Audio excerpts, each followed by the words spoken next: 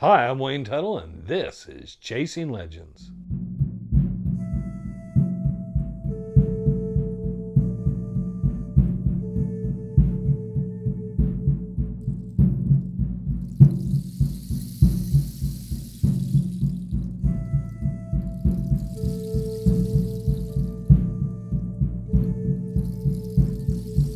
Welcome back to Chasing Legends. Please hit subscribe, hit the notification bell. Go to our website, www.legendsofsuperstitionmountains.com, for all and everything else. Pick up a t-shirt, coffee cup, a hat. That being said and done, let's get into this week. Now, it is December 25th, so you're all sitting there having your Christmas dinner or whatnot. Probably going to watch this the day after Christmas, but we will be here and present a video. First time we've done that at Christmas. So I had to give it some thought. Say, well, what do I do? I could sit here, play a Christmas song. I wasn't sure about that.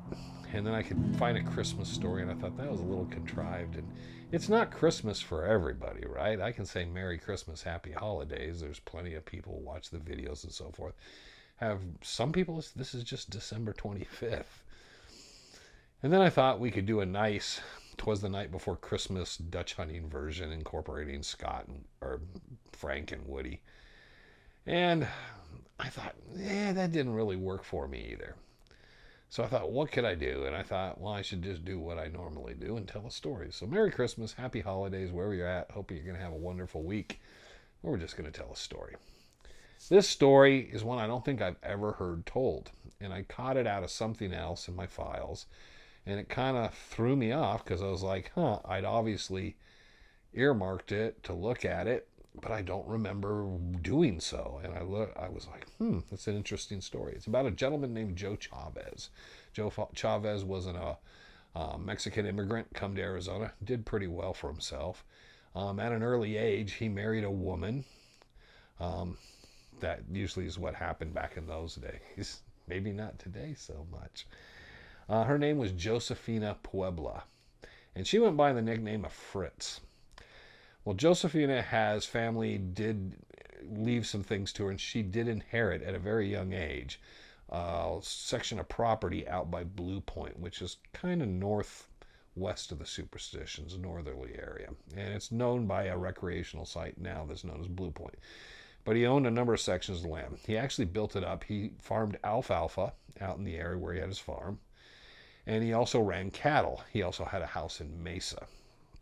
And they had a very nice life. Everything's going well. Young couple living in Guadalupe. He lived in Mesa. Moving up. Becoming pretty well known. And then his wife, Josefina, Josie, started going blind. And so he got very concerned. Went to a doctor. They couldn't really do much for her. She kept continuing to lose the sight in her eyes. She kept deteriorating, incredible pain, all kinds of problems. He kept doing things. He took her to see a couple people in Mexico. Nothing helped. So finally, someone approached him in Guadalupe, a Yaqui Indian, and told him, no, your wife has been cursed. And he's like, what? And he said, yes, she's been cursed by a Bruja, which is a witch. And he told him he needed to find someone to counteract the curse of the witch. Joe kind of blew this off first, kept taking her to the doctor, and nothing was getting better. And he started thinking, I don't believe in that stuff, but I got to do something. She's in incredible pain. She's completely blind now. So he starts going to seeing these different witches to see who could take the curse off of his wife. And one of them tells him, look, this is what happened. Someone's put a curse. She's has a photograph or some memento of you guys, and she's doing this, and she's put this curse on her to go blind. Take this and put 3 drops in her water. She'll drink it, and she'll get better, and it'll start restoring her eyesight. Sure enough, he goes to where she's at in the hospital. Josefina was in the hospital. Adds some of this liquid to the water she was drinking, and her eyesight the next day starts to come back. She's seeing shadows, but she's starting to see something, and the pain subsided. So Joe was like, great, at least I spent the money and I went through it, but I found someone. He started to believe in this now. So Josefina's on the mend a bit. Well, his worries were to come back on him tenfold, because then a woman named Maria Miranda shows up at his house when he's out at work, and basically throws the curse back on Josephina. Josephina instantly goes blind again in incredible pain, and nothing will stop it. Joe, now knowing who the witch is like, well, I got to do something about it. So he goes to talk to Maria. Now, Maria was known in town as a Bruja. She was known by quite a number of people as a witch, and she would place curses on people.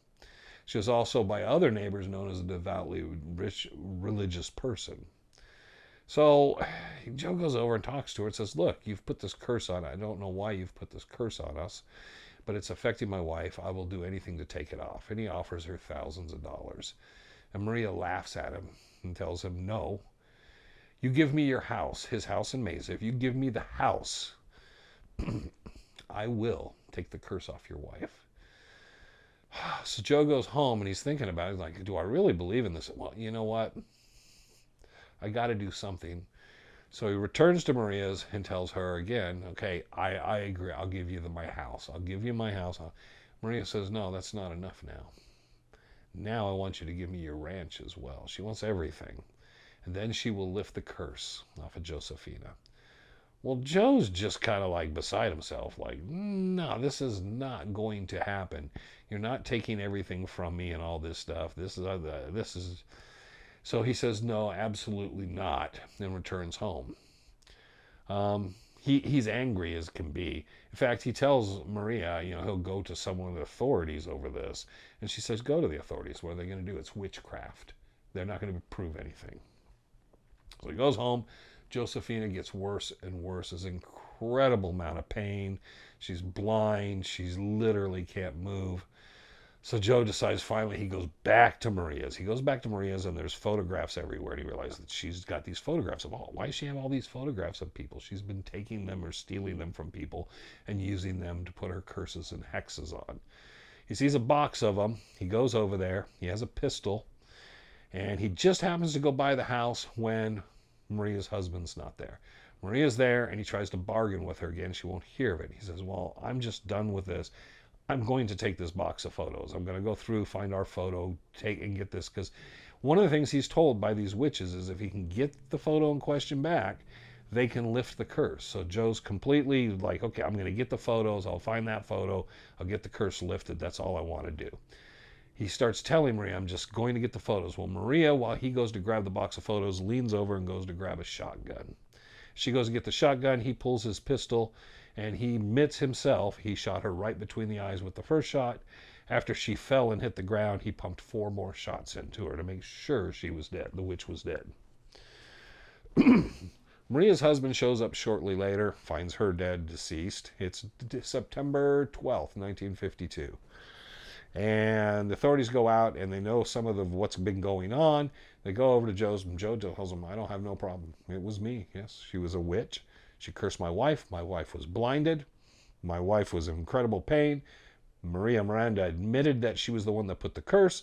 I went over to ask for the photos. She would not give them to me. She went to grab a shotgun and I shot her dead. I shot her in the head. And then they went through all the photos to see what there was. They could not find a photo of Joe or Maria in the box that I know of. So all to do to nothing, but it's almost, by the time they go to trial, it's almost December, because it took them forever, because they needed to find people that didn't believe in complete witchcraft, which everybody in Guadalupe did. And then the other problem was they needed to find interpreters, because everyone they found to be on the jury trial spoke Spanish. Nobody spoke English. So all the witnesses and stuff, they got everything sorted out, decided to go to trial. They basically went to trial to try the fact that she was a witch and he had every right because of the curse to kill her. One of the problems they ran in with the jury is the jury basically was sort of siding with Joe early on. They were saying, no, he did kill her. Absolutely, 100%. But he had every right to kill her because she put a curse on the family. She was a witch, a bruja.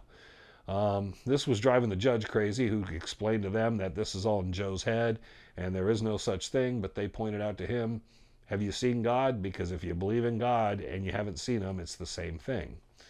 So the trial goes on. The judge finally says, enough with this poppycock, and he sentences Joe to prison for second-degree murder.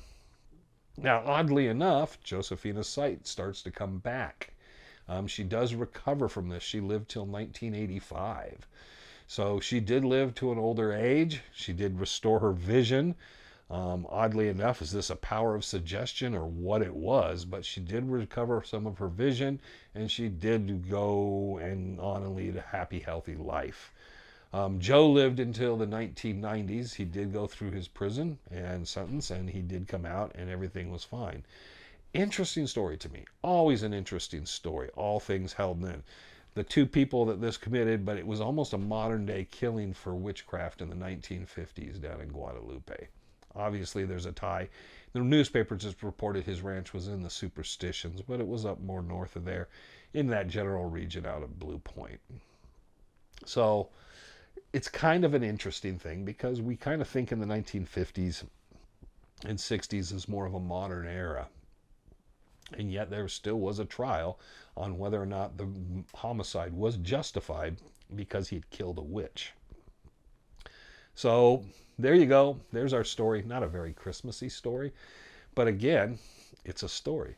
Has its ties into the superstitions. Now, I hope everybody's having a great, happy holidays. Go look this one up because I found it fascinating because I'd never really heard of it. You would have thought it would have a little strangeness sometime somewhere in Arizona kind of spoken of it. But I've never run across any place anybody's ever referenced it. And I went through a number of books and looked at things. Couldn't find Joe Chavez or anything. But there, I do have the newspaper clippings, so it's obviously was a real, actual live story at the time. So very interesting. It's kind of odd how things go on, and even today, to some extremes of those types of things will happen. That being said and done, it's that time of year, so I hope everybody's having a Merry Christmas and a happy holiday today. Whether it's goose, duck, turkey, ham, whatever it is, maybe pop a couple steaks and a good pot of beans in. Hope you're having great holidays and everything's peaceful and all throughout this world. So until the next time, always remember, I'm Wayne Tuttle. You're not. And this was Chasing Legends.